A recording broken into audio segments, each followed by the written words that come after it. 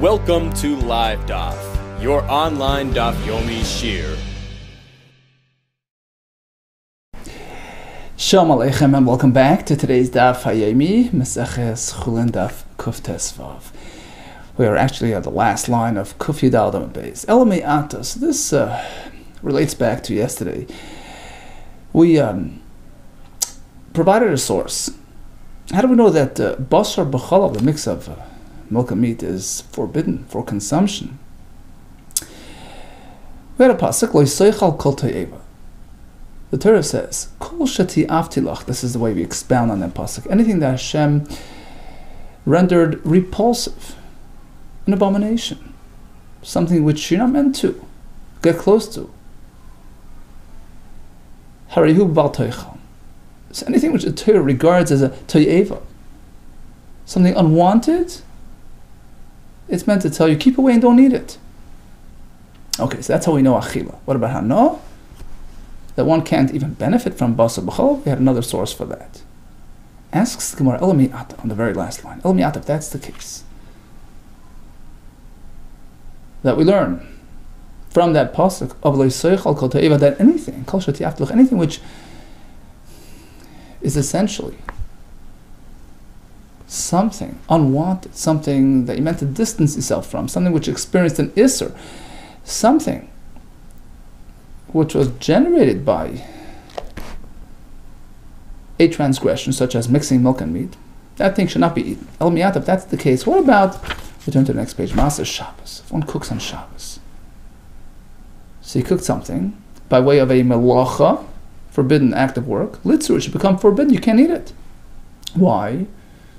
Here's a classic case of the ha'ti avtilahu. It's something that Hashem warned against doing. You shouldn't be cooking on Shabbos. So something that was cooked through this forbidden experience should become asr. And Rashi brings, we know it's not so. We know that, we penalize the person who did it, for himself. He can't, but essentially the item is not considered off limits, not considered asr ba'achila. Why? We have a special pasuk for that. Amakra, the pasuk says, Ki kodesh hilachem, referring to Shabbos itself. Shabbos is a day of holiness. Kodesh, Shabbos in itself, is classified as kodesh, but ve'in ma'aseh kodesh, but something which was produced on Shabbos, although it was forbidden to do, but it doesn't get labeled as kodesh. Now here, kodesh perhaps has a negative connotation. Kodesh means it's separate. Kodesh can go both ways. It can be separate in a good sense and separate in a bad sense. In any case, the point is, Shabbos is considered kodesh, but its doings, its malachos, do not become asr. Although you can't cook, you're not supposed to, but if he does it, the food does not become asr. Next question, another example of a forbidden act. A fellow plows his field using a mismatched, pair, ox and a donkey, which of course is forbidden. He plows his field, he plants a crop, and here goes a beautiful crop which was caused by an isser. Another example, v'chaysim pipara, v'dash. He muzzles the mouth of the cow while it's being dashed, while it's threshing, which of course is asr. V'dash, when he threshes with it. Litzru, so these items that underwent this isser should become asr. The hati avtilahu. It's something which Hashem considers repulsive. You shouldn't be doing this.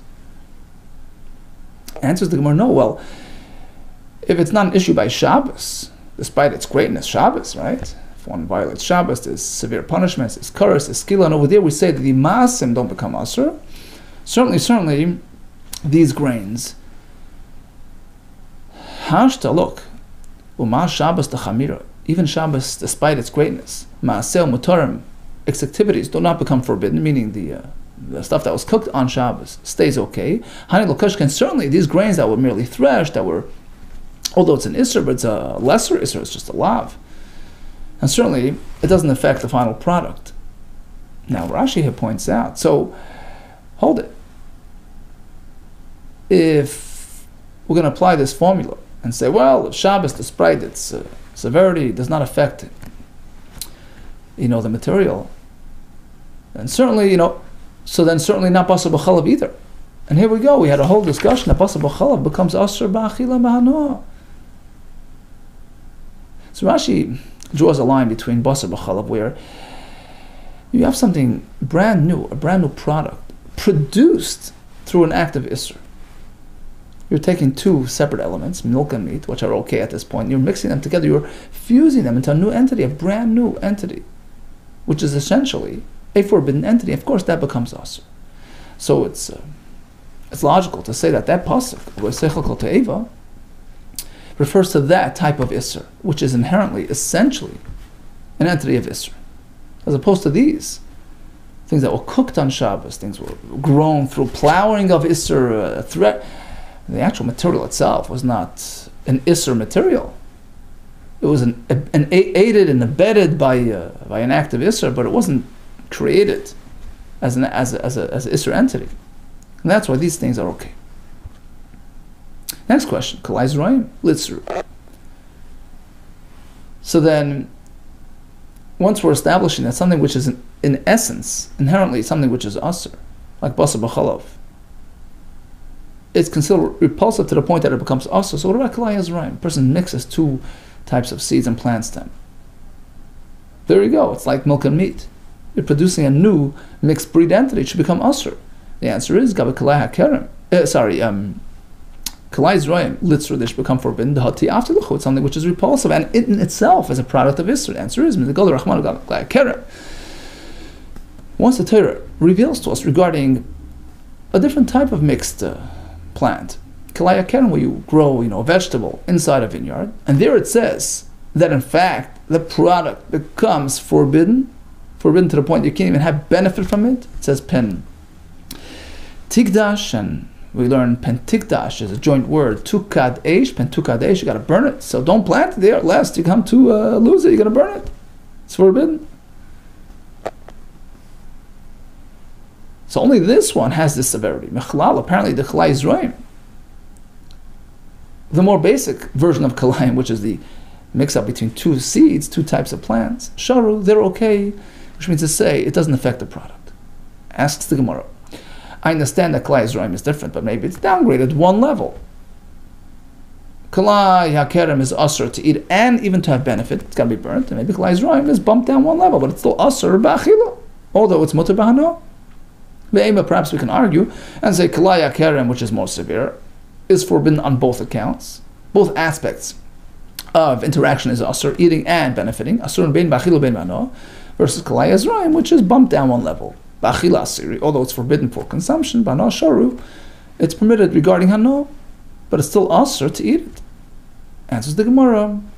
No, iskush l'kalai behema.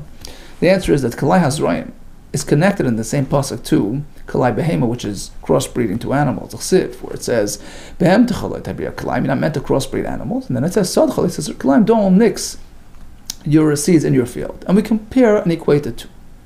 Ma behem techal, just as a crossbreed animal, hayoytzim men muter, something which produced from a crossbreeding, is muter. We'll see in a minute how we know.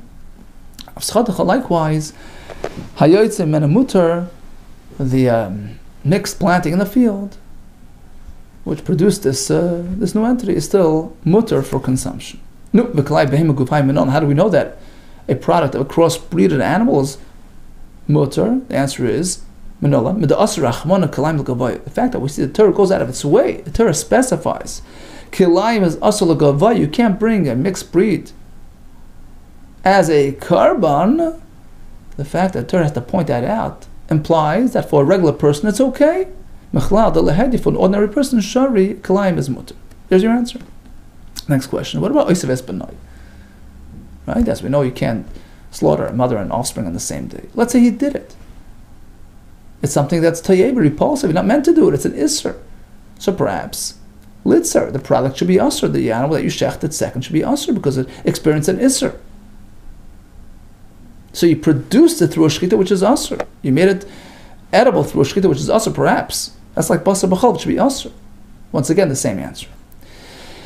The fact that the Torah had to go out of its way and tell you that regarding karbanos, mechusar zman, something which is premature, short on time, too early.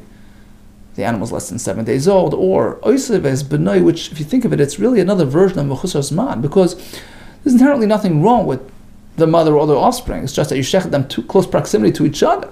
So it's a timing issue. So it's machus hazman. It's too early. And the fact that Torah has to go out of its way and say that type of deficiency affects its carbon potential. The gavaya is asr. Mechlal apparently, for a regular person, it's okay. L'head yotshari. There's your answer. So you know, Oisav Ezbino is mutter ba'achilo. Final question, shluch hakein. If a fellow takes the mother bird off the baby birds, so instead of sending it away, he takes it for himself. Litzer. The fact that he took it and committed an isser,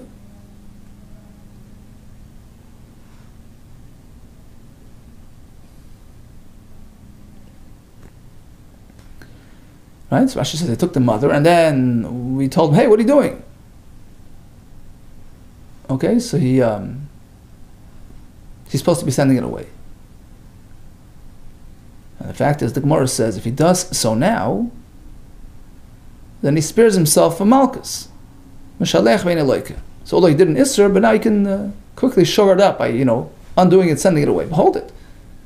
So that bird that experienced an isser should become asr. Is that true? The answer is, it's not logical to say that it is asr. Why? Because now he's sending it away. It's unlikely that the Torah would tell you, send away a bird, despite the fact that it's asr, which runs you the risk that somebody on the other side might trap that very same bird and encounter an isser, and eat an isser, unbeknownst to him. Unlikely. So that tells us that apparently the bird is actually still going to be mutter, despite the fact that it experienced an isser. Continues the Gemara.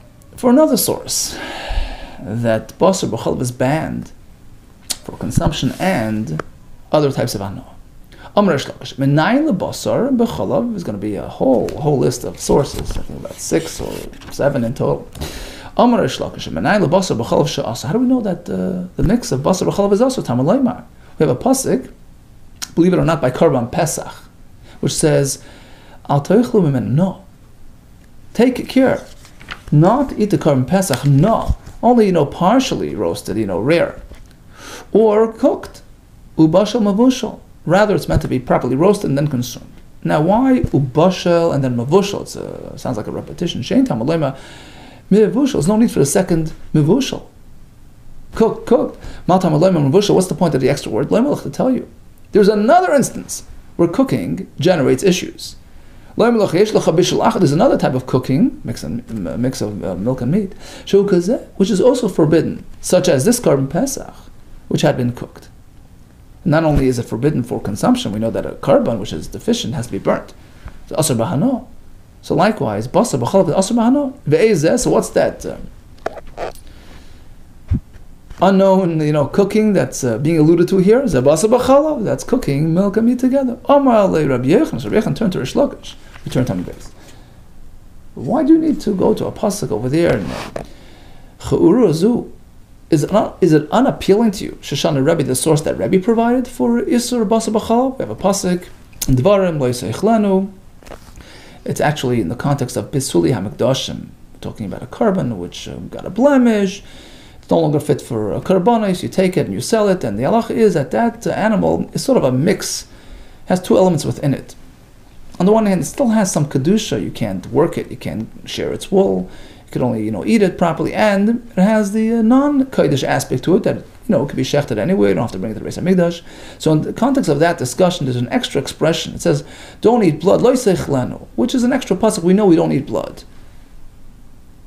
That seemingly unnecessary, that extra pasuk is referring to a different forbidden material. Lo yisayichlenu is bebasar b'chalav. It's referring to basar b'chalav, which is asr b'achila. Ato Eimer, you're suggesting bebasar b'chalav is what the pasuk is speaking on kasam medaber, or maybe it's going on a different forbidden material. How do you know basar ella be'echad michali surin shebeter? It's referring to a different forbidden material. Look, there's no specific name there, no specific reference to basar b'chalav. Amr's, the answer is like this. We will learn it from its context. That's one of the formulas of drasha. right? We go to the context. We see what's going on around it, and that indicates the deeper meaning of the pasuk. Amrus. The answer is like this: Tzei ulamat. Go out and figure it out. Miyud gimel midos shator and dreshes ben. One of the 13 formulas of derivation of the oral Torah, which is one of them is davar halamed binyane. When there's something of an obscure, phrase, we go to inyane, lamed binyane. We learn from its context. Now, what's discussed in that context? B'ma hakasav medavar. What are we talking about? As we explained, it's going on that unique joint entity called Psuli HaMikdashim, which has two elements within it, right? Two aspects. Bishnei minin, speaking about something of two, with a double aspect. Afkan bishnei minin. Likewise, this phrase, don't eat it. What's the it? Something which is comprised of two aspects. No, guess what? Basar b'chalav, which is a mix of two ingredients. Says the Gemara, okay, so we have a source for the Isra Basar b'chalav. Why do we have to resort to another pasuk of a korban pesach, mashal mevushal? Says the Gemara, imeahi. So Rish Lakish responds, well, if only from that pasuk of the Leisei Chlenu, I would say, okay, you can't eat it. But who said you can't benefit from it? You can't sell it. Who says, to that extent? I would think, it's true, you can't eat it. Leisei Chlenu, don't eat it. But there's no problem having benefit from it. Kamash Malan. Hence the korban pesach pasuk,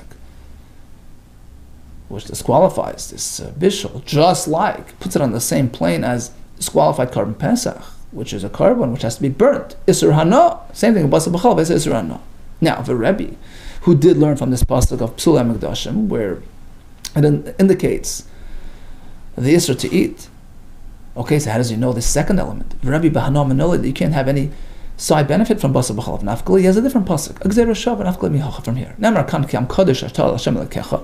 You're a holy nation to Hashem, and then it follows with the words Lo yisavashal gedi b'chalev imay. Right? So this pasuk refers to Klal Yisrael's kadesh, holy. But now we have a different pasuk which has a similar phrase. V'lo kadesh. B'nei Yisrael is talking about the B'nei Yisrael. They're not allowed to improperly interact, physically interact. So lo kadesh. So we compare kadesh and kadesh. Here you go. Here's an example of a positive kadesh and negative kadesh. Two sides to kadesh. You can be separate in a positive way and upgraded, and separate in a negative way, downgraded. In any case, we do compare the two things. Ultimately, the meaning is the same. Malah halon, just like over there, the improper interaction is malam b'hanot, speaking about hanot, something which brings satisfaction. Afkan b'hanot, likewise over here, the isra of basar b'chalav extends to hanot as well. Okay, so we added two more sources for basar b'chalav, either from the korban pesach or from the combined source of leisei chlenu, which is isra achila, and then the gzera shava kodesh for hanot. Here comes yet another source, the Rebbe Eliezer Tana. So the pasuk said, "Do not eat a nevela," and then in that same pasuk it concludes with the words "Lo yisavashal gedi b'chalev imay." So it's learned like this. Amra Torah is instructing us.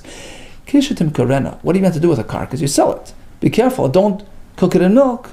Kishitim karena lo yisavashlena. With some karena, you want to sell it to a guy. You can't,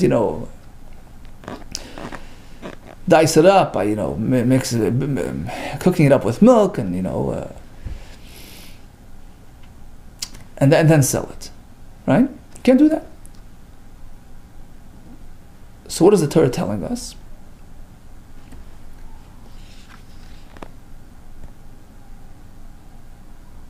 That basar v'chalav cannot even be sold. Okay, so this is another source for Isra Hanoah.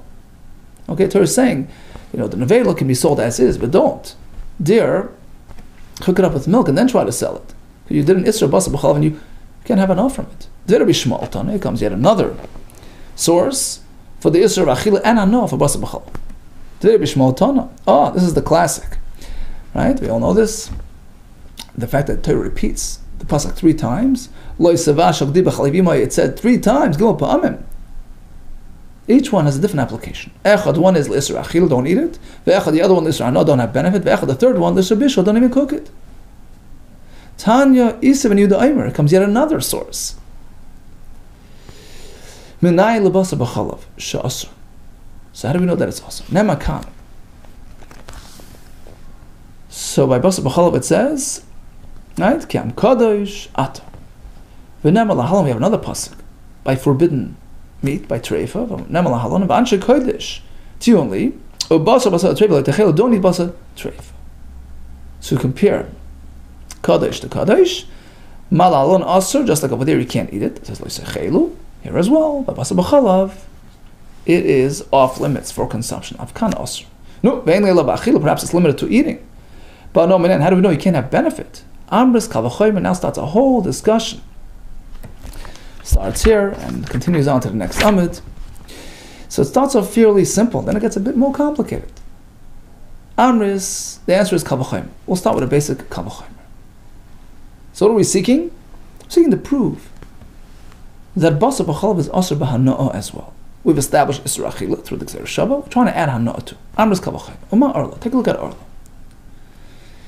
Look, Shaloi never by Avera, despite the fact that there was no Avera done with Arla. It's an innocent tree. I mean, he's just a farmer, right? Planted a tree, it's a young tree, the first 3 years. It's Arla, you don't need it. Doesn't mean anything wrong in terms of anybody doing anything wrong, right? Nobody did anything wrong. There's no Avera. Shaloi never by Avera, still it's Asur B'Hano'ah. You can't eat that fruit. And you can't even have enough from it.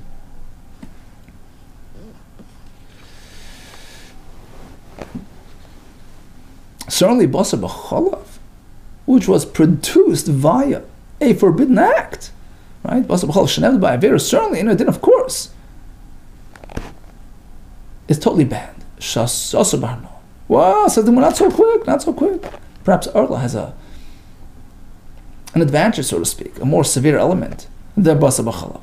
Well, Mala Arla, how could you compare to Arla? Shekein lo yhoisala shasa kosher. Shasa kosher means a moment in time where it was acceptable, where it was okay, and then it turned alright. Well, Arla doesn't have that. It never saw any moment of daylight.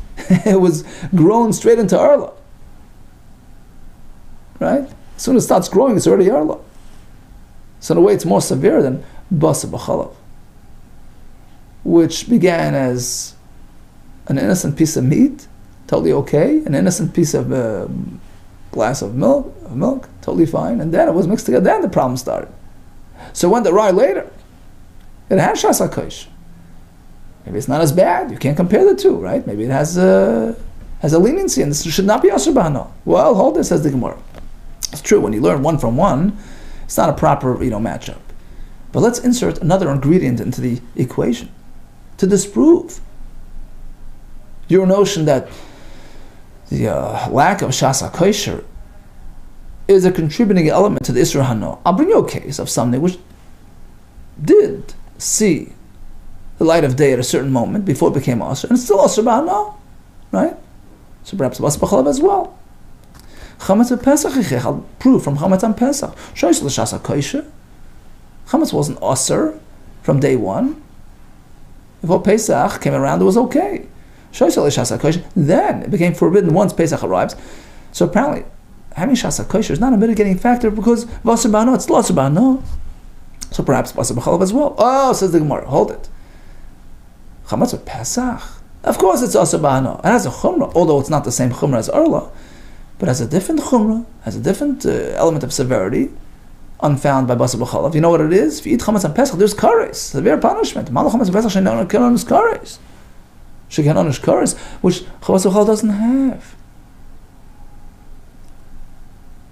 Says the Gemara, you know what? I'll introduce yet a third aspect to this equation, which will now prove that it's not the kares element that makes the Isra Hano'ah. Because I'll bring you an example of something which does not have kares, and it's still Asr B'Hano'ah. And likewise, Basa B'chalav should be the same. Says the Gemara, Kelaya Kerem Yechichu. Right, the Kelaim that grew in a vineyard proves, or I should say, disproves your notion that it's related to Hanoah's link to kares. She'ein onish kares. Here is something which has no onish kares. It's just a lav, it's malchus. For planting it, right?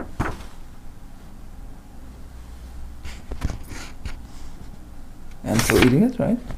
And it becomes Asur B'Hano'ah. So likewise, Basar B'chalav. So Basar B'chalav is now going to be learned from a three-pronged source. We tried, one-to-one, so to speak. Basar B'chalav from Arla. We tried. It was a good start, the Kal V'chaima, but it was an issue. Arla had a chumrah, unfounded Basar B'chalav. Okay, so we introduced Chametz Pesach, which is Asur B'hana, despite not having the same chumrah as Arla. Well, it has its own chumrah. Kares. Okay, so we go to Kalei HaKerem, which doesn't have kares, and still Asur B'hana. So all three provide sort of a triple-pronged source that ultimately we say, look, what's the common denominator? These are materials which are forbidden la'achila, and they're also banned b'hana. Likewise, Basar B'chalav, which is Asur B'achila, as established before, is Asur B'hana. Says the Gemara, Lo Malik Zera Shava. Okay, we're so clear that Basar B'chalav can be learned from these sources. So instead of just learning Isra Hana, why not just learn the whole package? Just like these three items are Asur B'achila and B'hana, the same with Basar B'chalav. So why did we have to find the Gzeira Shava, that it's Asur, Basar B'chalav, Asur B'achila? Skip that. Lama Gzeira Shava. It would appear that it's unnecessary. Laisu Kula B'kal V'chamim Mi'arla. The entire package. Both elements, Isra, Achila, and Hana, can be learned from the same Kal V'chaim from the Arla. Uma Arla, look, even Arla, Shaloi Nevda B'Avera, which did not experience Avera, Asura Bein B'Achila B'Hana, is Asur for eating and for Hana. Certainly Basar B'chalav, Shenevda B'Avera, which experienced Avera, was produced through Avera, Shenevda B'Avera, certainly it has both elements of prohibition. Ein Adin, of course. Something was Nevda by Avera, of course. Ein Adin, She'asur Bein B'Achila B'Hana. Says the Gemara, that wouldn't be so simple to say, because maybe I can challenge this point by saying, look, we discussed this earlier, a person plows his field and produces a crop by way of Avera, by way of using a shoyr v'chamar, which is a mismatched pair of animals of a chos and people of a dashba, or he threshes his grain using a muzzled cow, that will disprove our point. Shenevda by Avera, the material experienced Avera, with Shora, and they're still okay. You can eat them, despite the Avera that was done. So it's not so simple that Avera equals, having done Avera equals forbidden material. So likewise, it's not so simple that Basar B'chalav will be Asur B'achila. But once we've established the Gzeira Shava, that it's Asur B'achila, okay, you can't challenge the Gzeira Shava, right? It's uncontested, it's a fact. No.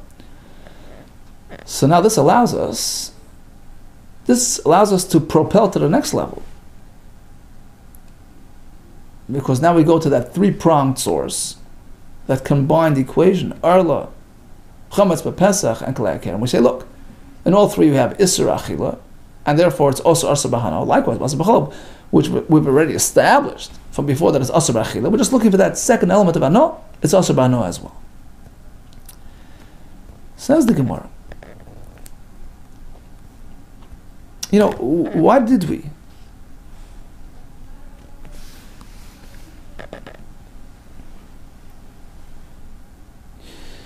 need to introduce a third prong to this equation?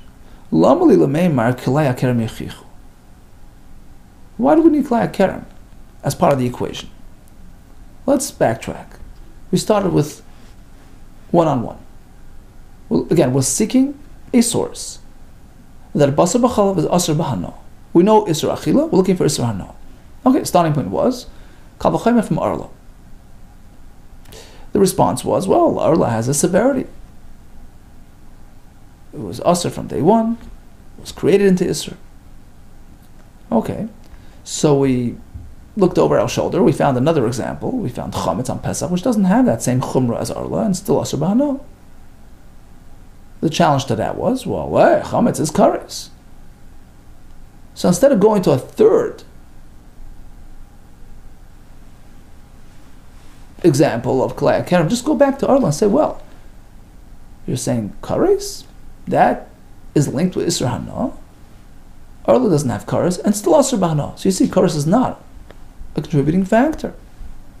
That's all. Just work back and forth between Arla and Chametz. And if you'll say, well, Arla has a chumrah because it was created into Isser, Well, chametz doesn't have that severity, and still asur b'hana. As you go back and forth, you'll have to come up with some sort of common denominator and say, well, both are very dissimilar, but at least they're similar in the sense that they're material which are asur for consumption, and also asur b'hana. Likewise, basar b'chol, which is asur b'achil, should be asur b'hana. Simple as that. Stay with just two sources, which will provide that commonality, that common denominator, as a double-pronged source for the hana of basar b'chol. So again, why introduce kalei kerem into the equation? Just go back to arla. Without dadina, go back and forth between arla and chametz. Relates ma'atzad, and ultimately you'll have to come up with a ma'atzad, sort of a common denominator formula, which fits both. That's something which is asur b'achila, asur b'hana. Likewise, basar b'chol, which is asur b'achila, asur b'hana. Amar Rashi, let me explain to you why. I'll tell you why you can't just work with a simple formula. We find that arla and chametz are both asur ba'achila. Likewise, they're asur b'hana. And the same with basar b'chol, which is asur ba'achila. Automatically, let's assume it's also linked to isur hana. You can't do that, because what's going to happen then is you could introduce another element which challenged that notion. Mishum dikla could come along with another element which goes against that assumption. I'll show you that something which is asur ba'achila will not necessarily be asur b'hana. The two things aren't necessarily dependent on each other. They're not linked. Nevela techiach. Take a look at a nevela. To disprove this notion, look, sha'asura ba'achila, one may not eat a nevela, but still umutaris b'hana, you can have benefit from it. So apparently this formula is not absolute. And that's why we need to include kalei hakerem as a third prong to complete the picture, complete the equation, because now it works. Why? Because once we have kalei hakerem in the picture, you can't come along and say, well, nevela undoes that linkage between isur achila and isur hana. Well, perhaps nevela is different, because nevela didn't do anything wrong. It did not experience a transgression, it just died, right? As opposed to basar b'chol and kalei hakerem, which did experience avera. That would explain why they're asur b'hana. So explains the Maharshal. Okay, so that explains why we needed this full, comprehensive equation, that three-pronged source. So we drew the isur hana to basar b'chol from arla, chametz, and kalei hakerem. Amalei Rav Mordechai Rav Ashi. Why would that be an issue? How could you go ahead and challenge it with nevela? Hachi amrinan. The following was said, Mishmei de Rish Lakish, in the name of Rish Lakish, who set forth the following rule. Rashi explains all these rules in terms of how to derive and how to formulate these derivations, mahatzad and kabbalah. All these were taught to Moshe Rabbeinu at Sinai. There's a very specific formula, specific methods of derivation. So he set forth a rule. Kol ma'atzad. Whenever something is learned from a common denominator based on two sources, migufe pachinan. The only way to challenge that correlation is by discovering some element of dissimilarity between these two sources and the third idea that's learning from them. But me'amalei parchinan, if you don't have that challenge, within the equation, you can't just bring something from the outside and say, well, it looks good, but look, nevela will disprove this point. You can't do that. So that's not going to be an issue. So back to the question, square one, why do we need this whole big picture? Just learn from arla and chametz. They're asur b'achila and asur b'hana. Likewise, basar b'chol has both. If that's the case, so back to the question, tesib ma'atzah, just learn the isur hana, basar b'chol from that ma'atzah, that common denominator between arla and chametz of Pesach. So Rav Mordechai responds, you know why? Mishum ikla mifrach. you can challenge this equation. You'll find some dissimilarity within the equation. You know what's common to both those items, the arla and the chametz? Shekain gedulei karka. They're both organic, growing from the ground. Arla is, and so is chametz, which makes them different than basa b'chalav, which is not organic, it's not off the ground. So even though it isn't necessarily a chumrah, a factor to consider them more strict, but it doesn't matter, as long as there's some dissimilarity between the two. Says the Gemara, Ihachi. So if you're allowed to just present differentiating factors that aren't necessarily rationally differentiating factors, they just happen to be different. So then, so now, what do you gain by adding a third prong to your source? You're introducing Kalei HaKerem to the picture. Mala Kalei HaKerem, Shekain Gedulei Karka. Well, the same could be said about Kalei HaKerem, something organic, something coming from the ground, which pairs itself up with Arla and Chametz, which are likewise Gedulei Karka, dissimilar to Basa B'chalav, which is not. So what do you gain? Let me explain to you. Another rule you have to know. The following was taught from Rish Lakish.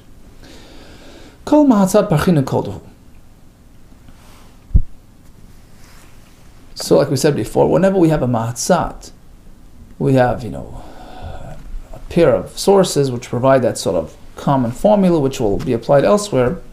We can negate it by just finding some differentiating fact, even though it's not a stringency, or doesn't seem to be a factor at play, but it's a differentiating factor. It's enough to negate that equation, to separate and undo the matchup. But when it's Elohim Amras,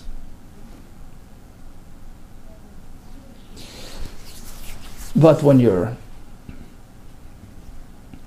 equating one to one item to the other, and you're responding by saying, well, no, you can't compare, this is different than that, that could only be challenged through kal or chaymer. If you find a kula, a leniency, or a chumrah, a stringency, to set them apart, which is more of a logical type of challenge. That parchina, that you can use as a challenge. But kodu, like the parchina, you can't just use any sort of differentiating factor, which doesn't seem to be logically a differentiating factor. So now when we introduce Kalei HaKerem, you can't just, Kalei HaKerem is different. And what is it different?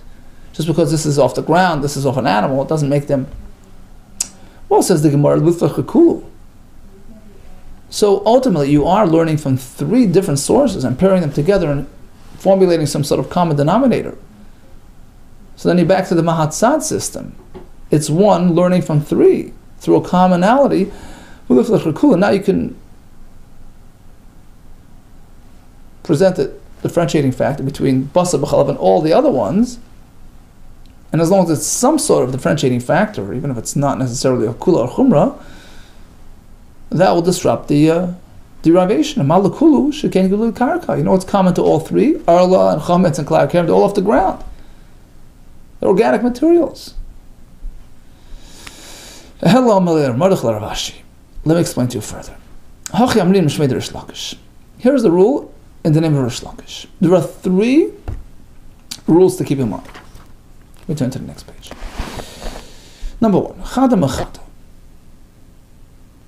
Let's step all the way back to the beginning of this formulation. Which one? We're seeking a source for Isur Hana by Basa B'chalav.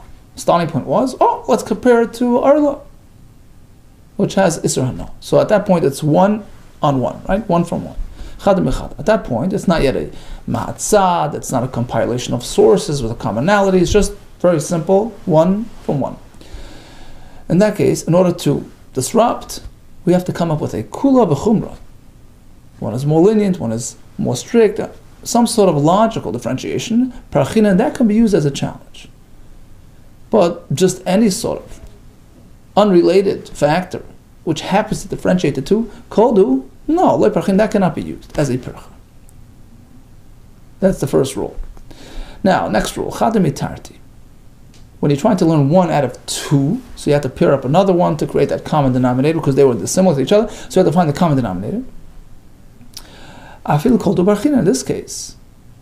Any sort of factor which seems to differentiate the one that's trying to learn from the ones that are being learned from the sources, parshanut can be used as a challenge. Even though it isn't necessarily related to the topic at hand. For instance, these are organic, this is not. Yep, that would work as a challenger. Now here comes what pertains to us. Chadamitlas. When you're attempting to derive one item, like basar b'chalav, from three sources, arla, chametz, and kalai karam. What would pose a problem? Does it have to be logical, or just some sort of factual difference? It depends. If,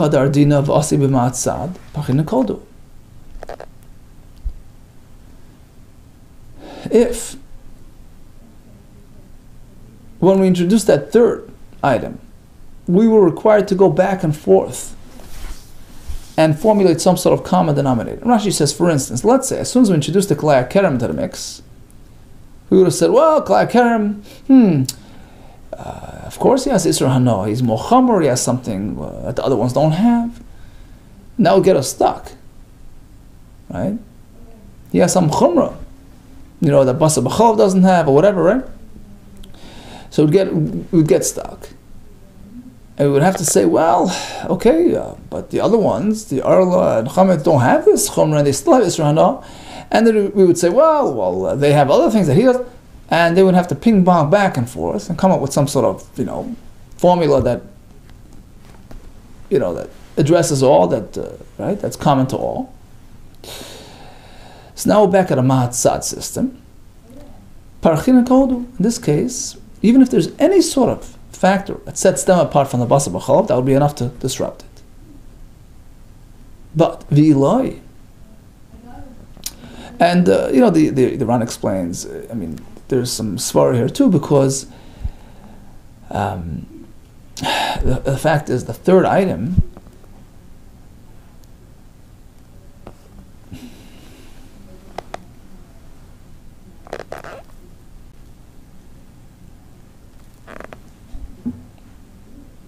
let's just finish one more line. But otherwise, let's say the third item, the kalai karam in this case, has no chumrah inherent within it that sets them apart, that sets them higher from the rest. V'iloi. So in that case, we could just stop right there. We don't have to swing back and forth, right? To sort of temper his chumrah and say, well, it isn't necessarily because of that, because the other ones don't even have this. We never took that step because there was no chumrah in this third item. V'iloi. So in that case, the only way to disrupt this derivation is kula b'chumra parshanut. If you find some sort of kula or chumra aspect to differentiate between the kalai karam and the basar b'chalav that's trying to learn, that parshanut can be used as a pircha, as a challenge. But kodule parshanut. But you can't just use any sort of element which sets them apart.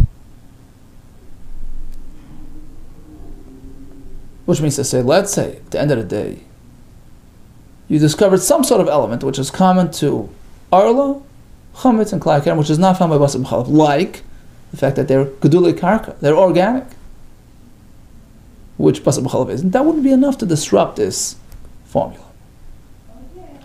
And the Ran explains why is that so? Because you see, there are two sort of elements in favor.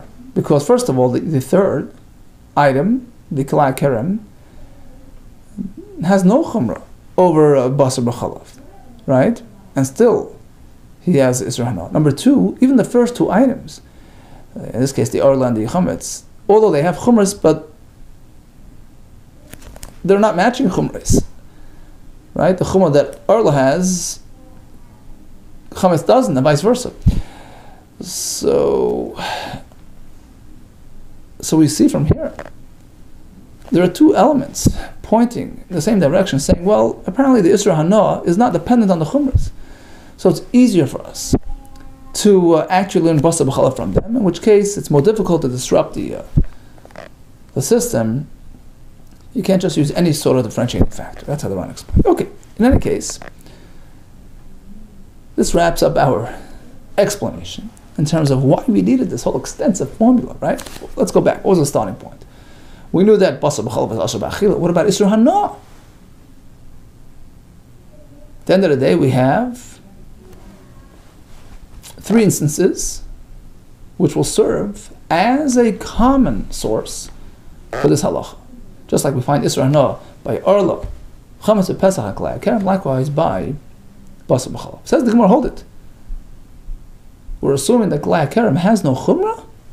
It sure does.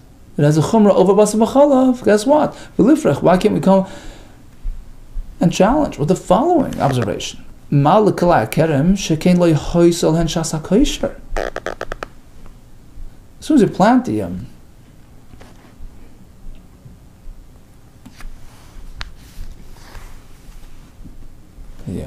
vegetable in the vineyard, and you start noticing, you notice that tomato, as soon as it starts growing, that tomato was Asr from the get-go, was born into Isser. Never had a moment in time that I saw daylight, that I saw heter. As opposed to Basa B'Chalav, which was mutter before you mixed it together. So it has a chumrah over Basa B'Chalav. Amar Rav Adabar, Avadu Semeris, we learn from here, Klei Kerem Ikar Nasar. Not only does the tomato become Asr, the Ikar, the seed that was planted, that took root, that also becomes Asr material. Now that was permitted until it took root, so that had Shasa Kosher, just like Basa B'Chalav. Voislan Shasa Kosher, Koidim HaShrasha, before it took root, the seed material had heter. So in that aspect, it's similar to Basa B'Chalav. Moser Ashmaimer as Ira, really? Is that true? That the seed and the rooting becomes Asr? Amaver, we have a Mishnah. Amaver Otzitz Nakav B'Kerem. He has a Otzitz, a flower pot which is Nakav, perforated. So the tomato growing within it is open to the surrounding environment and drawing sustenance from the vineyard. Hamaver Otzitz Nakav, he takes it through the Kerem, the vineyard. At what point does it become forbidden? At what point do we consider it Klei HaKerem? Imoisiv Masayim Asr. If it grew a 200th, which means to say that in the totality of this tomato, it's merely 199 portions versus this 100, the portion of Isser that grew here.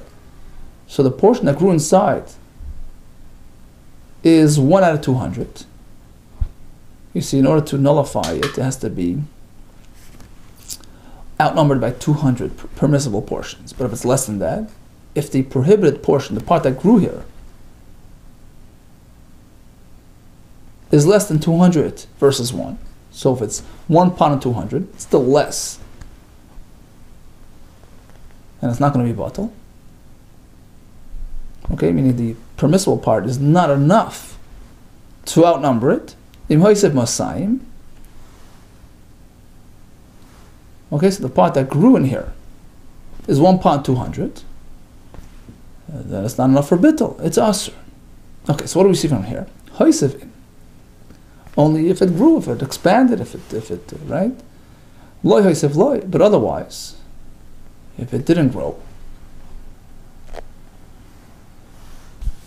this much, if it grew less, right? So the part that grew is outnumbered 200 to 1. Again, hoisif, if it grew this much, which cannot be outnumbered 200 to 1, and then it's a problem. Loy hoisif loy, but otherwise it's okay. Why is it okay? What happened to the roots and everything becomes asr? I thought even the roots become asr because now it's growing in a vineyard. Says the Gemara, let me explain it to you. Amar Bai, Trei Kroi Ksivi. Really, we have 2 psukim which seem to contradict each other.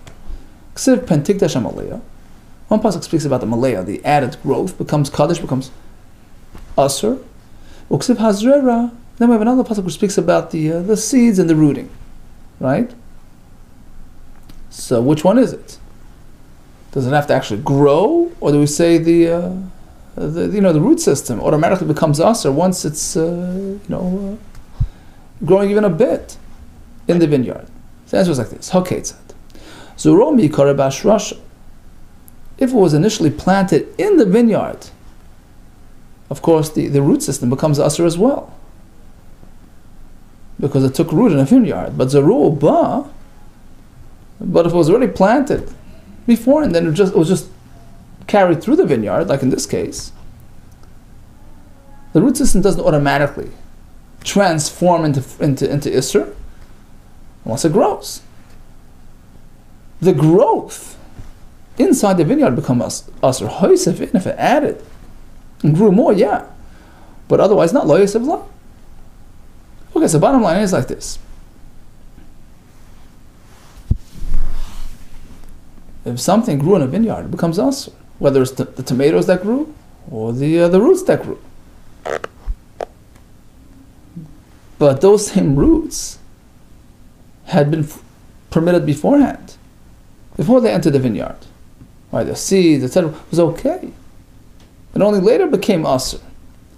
So even Kalei Kerem technically had a moment in time of Heter. It had Shasa Kosher, which makes it similar to Basa B'chalav. Right? So it's considered a good matchup. And allows us to learn Basa B'chalav from Kalei Kerem, Arla, and Chametz with Pesach. Okay, so let's just recap. We have multiple sources for the Isra Achila and Hanoah by Basa B'chalav. So starting from yesterday, we had Le'seichel Kol Te'eva, right? Le'seichel Kol Te'eva. Something repulsive is Asr Ba'achila, including Basa B'chalav, B'Hanoah. Well, we know that from the other pasuk, from the fact that Torah has to allow Hanoah by Nevela. Apparently, this is Asr B'Hanoah. That took us into a whole discussion, explaining why it only applies to Basa B'chalav, not to other Isurim. Rish Lakish presented a pasuk by Korban Pesach for Isra Achila V'Hanoah. Rebbe had another pasuk from Leisech Leno by Psulim Mikdashim. We had the pasuk Leisech Kol Nevela, when you sell it, don't cook it with milk. We had Rishmoel, the thrice repetition, right? Like Tavashal B'Dibach Levimai 3 times. One is for Achila, Hanoah, and Bishul. Isa ben Yehuda had a Gzera Shava, Kam Kadosh, and Anshe Kodesh. From there we know Isra Achila, Isra Hanoah. We know from the Kalachayim, from Arla, and the whole common denominator equation that we just finished discussing. Okay, so now we know. Basa B'chalav is Asr B'Achila and B'Hanoah. Thank you so much for joining. All the best to you, and Atzlach Rab.